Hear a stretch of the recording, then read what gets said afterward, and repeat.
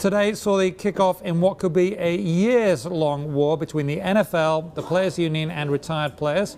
With the details, Kevin Helliker joins us now on the set. Kevin, thanks for being here. Hello, Simon. Thank you. So, what's been going on here? Well, I think America, 2 months after the Super Bowl, is NFL starved. So we're all watching what happened in this courtroom today. It was the kickoff of a battle that has captivated everybody interested in the NFL. Does the NFL owe its retired players some money for the head injuries they incurred as players? Are those head injuries directly attributable to what happened with them while they were playing? There are more than 4,000 former NFL players who have joined this suit. That was the first hearing this morning in a federal court in Philadelphia. Today's hearing was on the very narrow topic of whether this court is the right place for it to be heard. The NFL is arguing that it has a collective bargaining agreement with its players union. It's arguing that the negotiating table is where they should be having these discussions. Now, how likely is it that this stays in court? Is it pretty likely?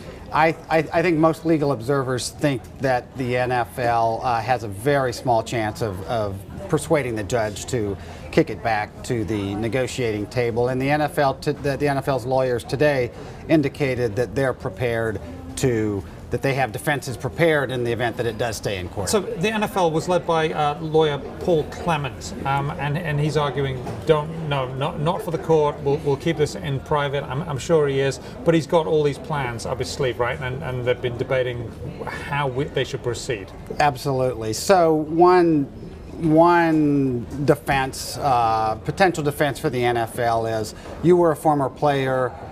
You've suffered some neurological deficits, but wait, you didn't start playing football when you joined the NFL, right? I mean, you played college football, you played high school football. How do we know when you incurred those deficits?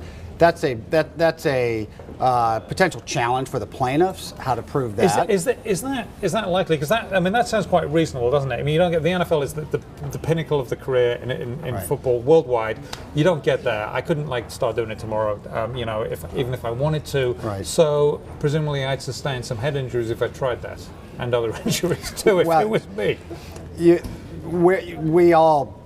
In this, here we usually start football peewee and 8, 10, 6, even 6 years old, and you see kids take hard hits there. Now on the other side, there are many who say that the NFL operates at a greater speed and that in fact it is more dangerous than any other league. And the plaintiffs' attorneys argue that the NFL has known about this problem, has hid it, has done things to try to sweep it under the rug. The NFL vehemently denies that, and probably the biggest question, or one of the most significant things about the hearing taking place today, is that it shows that the two sides haven't settled yet. Okay, and there is some thought that this will not go on for years because they'll reach some kind of settlement. Okay. Well, when we get extra news, do run to the News Hub and tell us all about it. We'll do that. Kevin Helliker of the Wall Street Journal. Very interesting story there.